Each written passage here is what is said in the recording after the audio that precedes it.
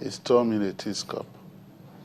And I think that the earlier we moved away from that discussion, the better for everybody. The debate has encouraged a shift in focus from the real issues that are afflicting Nigerians to inanities. I've read all that has to be read about this matter, including the provisions of the Constitution. And the impression I came away with at the end of the day is that there is compliance with all the procedure. The person in question, I'm talking about the APC presidential candidate now, earlier this morning, 9 a.m., 10 a.m., I declared that he had this certificate giving specifics. And this evening, they are also breaking news to the effect that some document had emanated from Katsina State, although his home state, but also a PDP state. And that's very instructive to the fact that this certificate was available. Let me say that, in an election season, you have this kind of thing. You may recall here that in the Second Republic in 1979, it was the issue of tax papers by Dr. Nnamdi Azikiwe. And that matter was flogged and flogged up to the point that Dr. Nnamdi Azikiwe had to say that I'm being persecuted because I'm an Igbo. And that matter was dropped at that point. So it's really beating a dead horse, talking about this issue over and over again. I'm not INEC. And INEC has not told Nigerians that there is no compliance.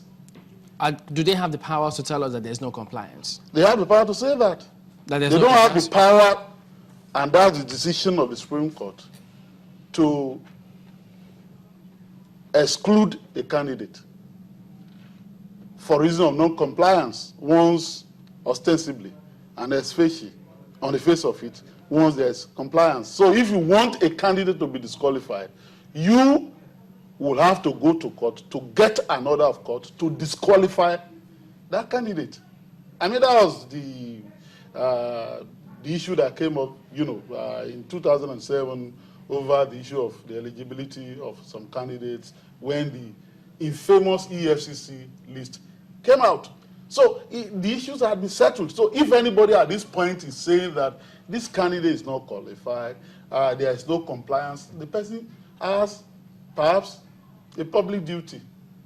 Maybe the person is a public interest litigant, if he has the locus, to go to court to then ensure that there is compliance. But as for me, I think that these are not issues really. So whether or not procedure, the steps required by the electoral guideline was followed, it's immaterial. What was the procedure here? He says, what's the procedure? No. If you while submitting the form. Sorry, let me just weigh in here. If you look at the provision of the Constitution, and I'm talking about Section 131, paragraph D, and Section 318, the interpretation section of the Constitution. If INEC, by that interpretation section, says that it occurs to us that this person can read and write and is qualified without any document at all, that person is qualified. So in that case, what document are you going to show? And that's the law. That if INEC is satisfied that this person can read and write, and that this person, in our opinion, which is rather subjective, is qualified, what document will you be calling for at that point? So, Mr. Dizga. What certificate? Well, I hear my learned friend very well. Constitution talks about that qualification. Electoral Act talks about bringing it. That's what I'm saying. And it's not in conflict. It's not in conflict. The Electoral Act is not in conflict with the Constitution. Constitution says what you're supposed to have. You could have it under your bed, under your pillow, anywhere. The Constitution is already satisfied that you have that qualification. Now the Electoral Act says that qualification that the Constitution says you ought to have, bring it. Now in their memo, in their rules for this particular 2015 election, they said attach it. And the 31, section 31, sub 3, which talked about their INEC publishing the personal credentials, which the candidate has submitted. He didn't talk about the form, like I said earlier. The form is INEC document, it's not personal credential. So you're supposed to submit your own personal credentials, which INEC will now publish. Which, if I'm not satisfied with it, or anybody's not, or anybody thinks you're lying, can now go to court to say this document this man submitted is a lie.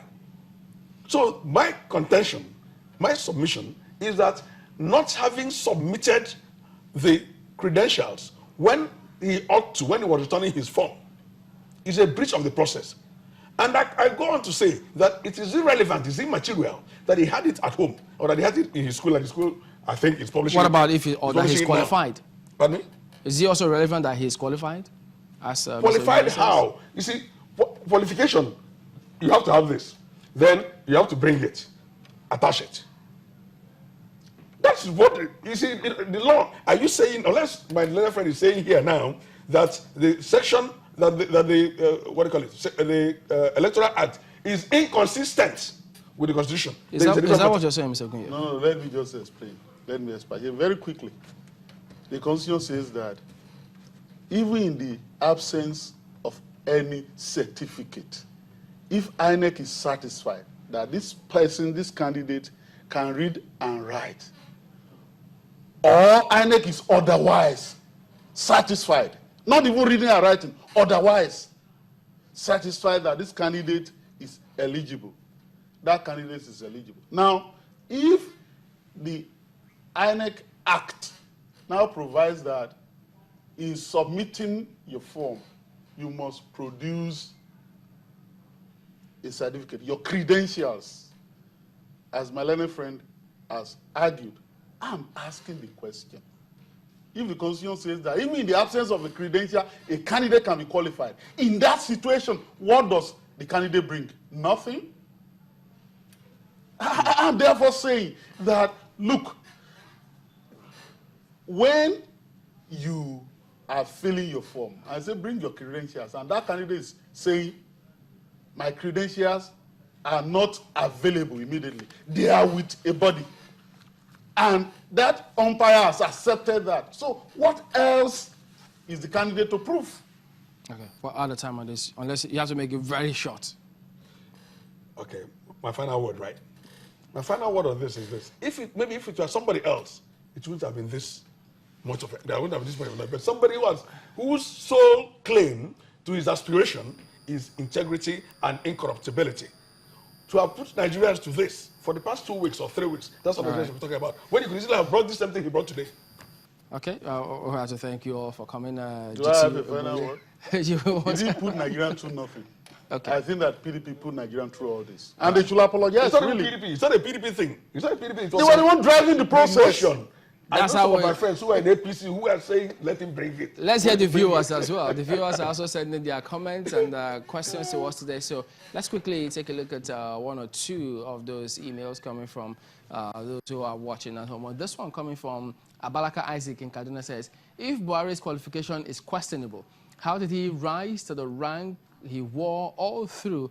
Also, where are these people exhuming Buhari's dirty linen?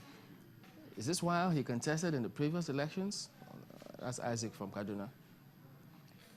And then this next one also coming through about the elections from Kafela Togbara, who says, well, this argument and controversy is unwarranted because it's been politicized. Thank God, Army, Buhari, the clarification has finally put paid to propaganda of the ruling party. Ironically, the issue-based were not mentioned at all by the PDP. So there you go. The argument continues making the rounds. Who knows? Even with the documents published, they may still keep talking about it. But you can keep sending your comments to us. We'll appreciate all of them. We thank you all for watching. Don't forget at the Twitter handles there, hashtag PVC collected or PVC not collected. We'll still like that information coming through from you.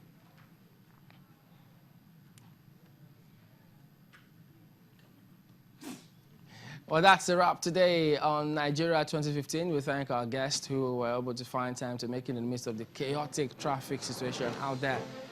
I'm Chamberlain Oso. Another edition of this program will come your way again on Friday by 8 p.m. From everybody here today, Good night.